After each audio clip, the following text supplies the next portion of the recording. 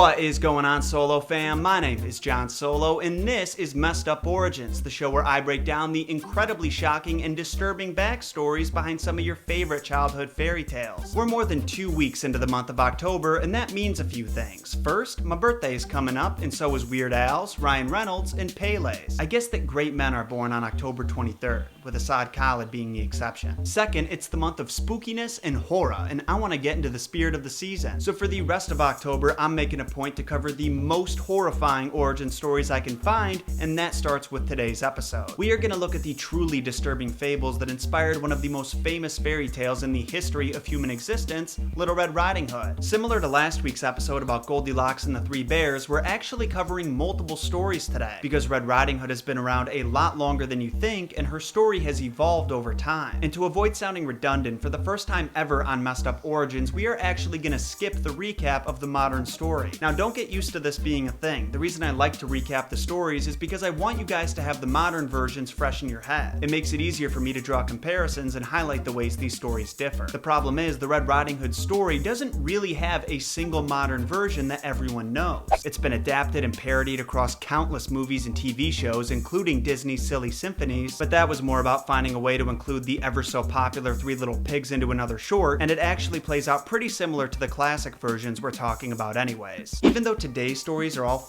f***ed up in their own unique ways, the core elements of the plot don't change. It's always about a little girl bringing food to her grandma and finding a monster in her place. Before we get started on that, make sure you smash that like button with all your heart so we can reach our goal of 10,000 likes that you guys have shattered for the past 2 weeks, and also subscribe and ring that bell to be notified about new messed up content delivered right to your sub box every week.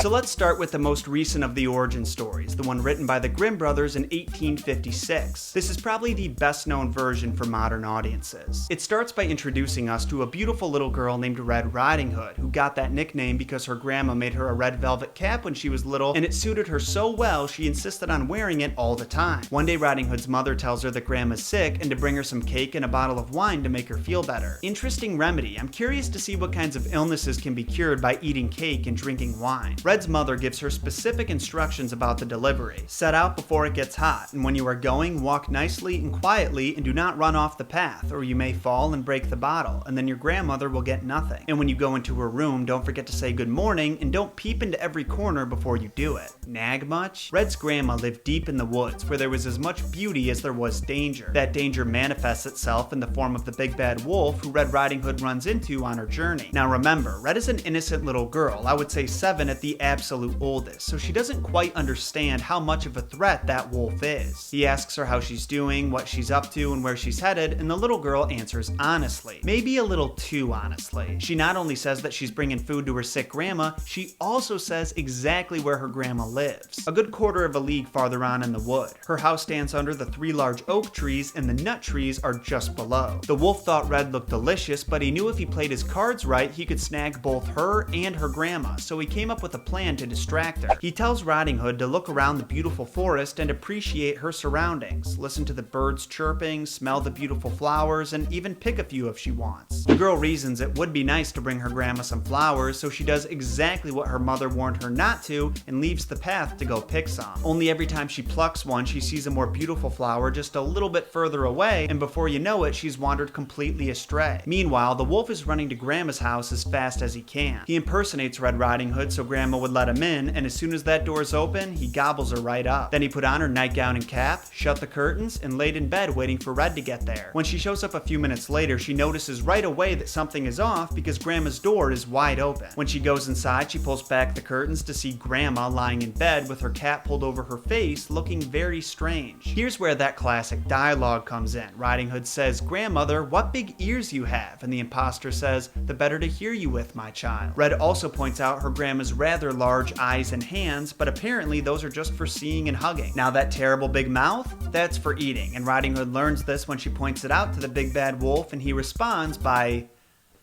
eating her. Since he just maxed out on not one, but two helpless victims, the wolf is tired and feeling a nap, so he lays back down in Grandma's bed and passes out. A short while later, a huntsman walks by Grandma's house and notices she left the front door open, which is pretty unusual for her. As he approaches, he sees that Grandma's nowhere to be found, and sleeping in her place is the wolf he's been hunting for quite some time. He whispers menacingly under his breath, "Do I find you here, old sinner? I have long sought you." And he's about to blow him away with a blast from his gun when he realizes Grandma could still be saved. While the wolf is sleeping, the huntsman takes a pair of scissors and cuts him open. First he pulls out Red Riding Hood, who is terrified of how dark it was in the wolf's stomach, and then he pulls out Grandma, who's barely breathing but still clinging to life. The three of them get some large rocks to fill the wolf's stomach in their place, and then they sew him up. When he wakes up, he realizes he's surrounded and tries to run away, but the rocks were so heavy that he just collapsed and died right on the spot. The huntsman takes the wolf pelt home as his trophy for another kill. Grandma eats her cake and drinks her wine, and Red Riding Hood learned a valuable lesson about straying from her path and divulging private information to strangers. Now, what's unique about this story is the Grimm brothers wrote a sort of epilogue to show that Red really did learn her lesson. Sometime later, while on her way to Grandma's again, she runs into another wolf, but this time she ignores him, keeps her eyes forward, and runs straight to her grandmother's house and locks the door behind her so he can't get in. Similar to the last wolf, a few minutes later, this one knocks on the door, pretending to be Little Red Riding Hood, hoping to trick Grandma. But obviously that's not going to work this time. After realizing this, he comes up with another strategy. Wait on the roof until nightfall when Red has to leave and gobble her up in the darkness. But Grandma knew what he was up to, so she devised an even better plan. She told Red there was a big trough right in front of her house and to fill it with the water she used to boil sausages the day before. As the trough gets more and more filled, the wolf catches the scent of them sausages and sticks out his nose for another whiff. When he does this, he loses his footing and slides right off the roof into the trough and drowns. Little Red was able to skip home safely that same night, and no one did anything to harm her ever again. Must be nice.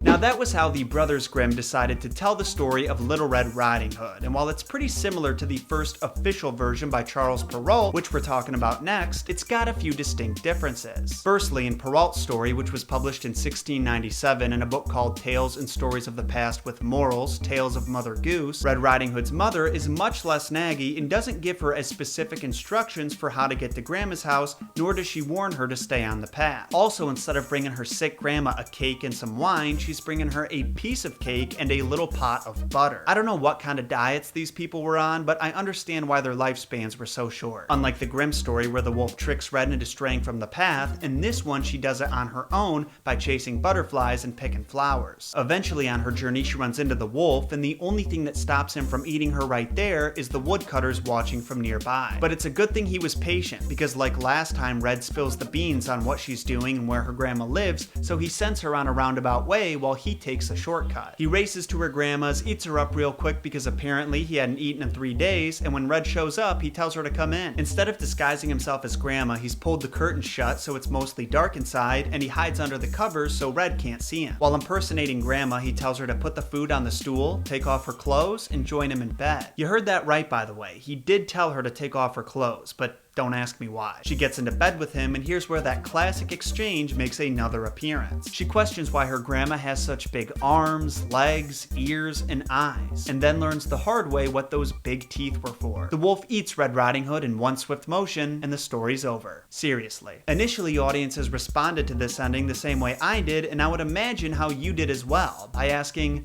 what was the point of that? And Perrault eventually came out and clarified what the moral of his story was. Children, especially attractive, well-bred young ladies, should never talk to strangers, for if they should do so, they may well provide dinner for a wolf. I say wolf, but there are various kinds of wolves. There's also those who are charming, quiet, polite, unassuming, complacent, and sweet, and who pursue young women at home and in the streets. And unfortunately, it's these gentle wolves who are the most dangerous ones of all. The story may be a bit strange, but I'd say that's a lesson we can all get on board with. If you're a little kid, don't talk to strangers, because you never know what stranger is a wolf in sheep's clothing.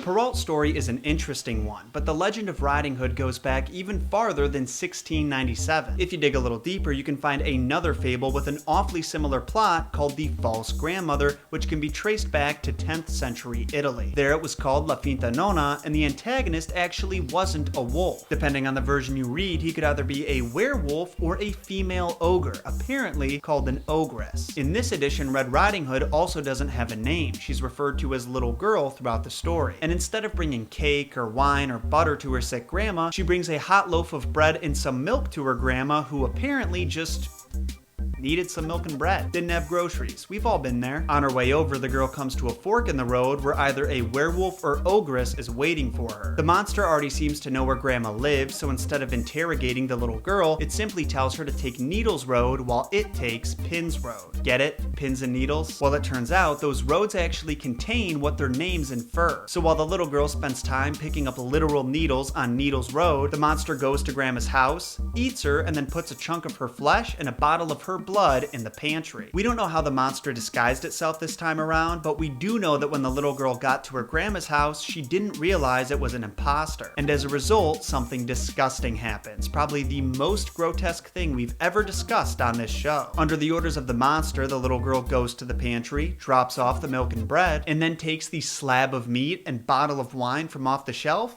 and eats them. And that's now something you can't unknow. In the original Red Riding Hood story, she literally eats the flesh and drinks the blood of her grandma. In alternate versions, she also eats her ears and teeth, thinking it's just more meat and beans, and then complains when they're too hard to chew. Trash can's right here if you need it. At this point, grandma's cat, who wasn't mentioned before and is never brought up again, sits at the little girl's feet and shames her for what she's eating. The exact quote is pretty intense. He says, "A slut is she who eats the flesh and drinks the blood of her grandmother." Before you ask, I'm not one to slut shame. I have no opinion in this. If you want to eat the flesh and drink the blood of your grandma, I'm not going to shame you and call you a slut, but this cat will. And the little girl responds to his accusation by saying, "Did you just call me a slut?" and punting him out the window. Just kidding, but she should have. Instead, the cat's weird little comment about eating grandparents somehow didn't resonate with the girl, and she finished her dinner. And then, similar to the Perrault story, the monster tells the little girl to take off her clothes and throw them in the fire because she won't need them anymore. What makes it weirder is that he orders her to remove them one article at a time. And then when the girl gets into bed, those classic lines make another appearance. She questions why her grandma is so hairy, why her nails are so long, why her arms and shoulders are so big. It's crazy how far back we've gone, and this conversation is still in the story. In some versions, this is where she gets eaten and the story ends, similar to Perrault's. But in others, the monster literally says the better to eat you with,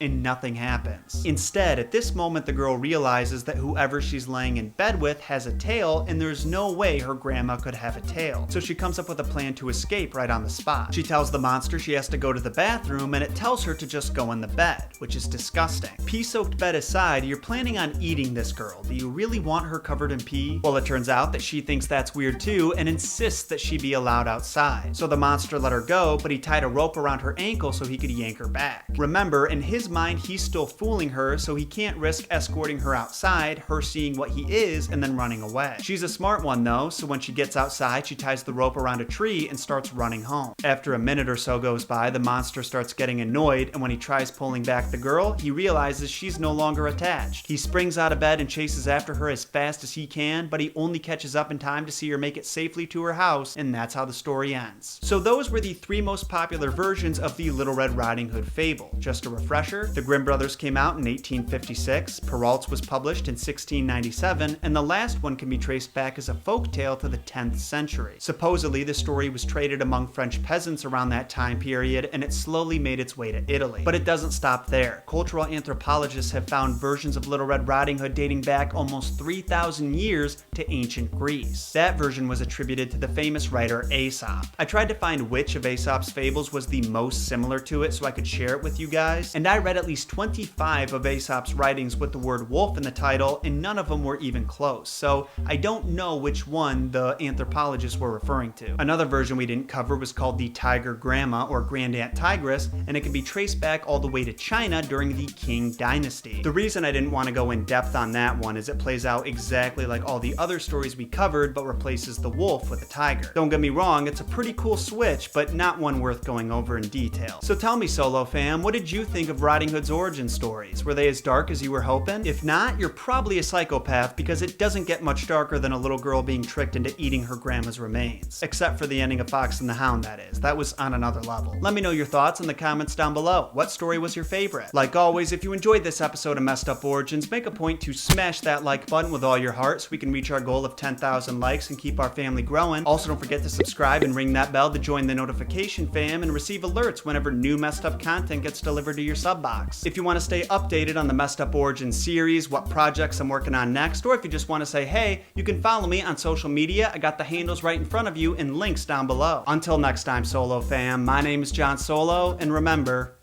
John shot first.